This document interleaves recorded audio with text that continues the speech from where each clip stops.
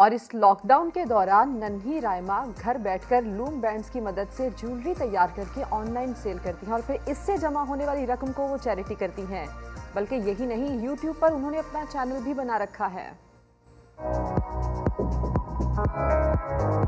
Lockdown की वजह से हमारे स्कूल बंद हो गए और हम घर बैठे बैठे बोर हो गए, तो मैंने सोचा कि मुझे लूम बैंड्स इतने अच्छे लगते हैं तो मैं क्यों ना इन्हीं से कुछ करूं। मैंने YouTube पे सर्च किया कि इनसे क्या क्या बना सकते हैं और मैं इतनी सारी चीज़ें बनाना सीख गई। इनमें मैं बनाती हूँ bracelets, necklaces, earrings, doll accessories.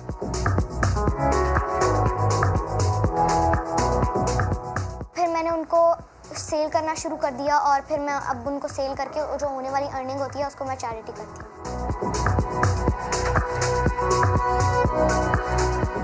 शुरू में मुझे ये काम बहुत मुश्किल लगा, लेकिन अब मैं इनको बनाना सीख गई हूँ और अब जब मैं सीख गई हूँ तो अब मैं इनको अपने YouTube channel loom bands by Rahima Adnan पर बच्चों को भी ऑनलाइन ट्यूटोरियल्स की मदद से सिखाती हूँ और इस काम के लिए मेरे पेरेंट्स ने मुझे बहुत अप्रिशिएट किया।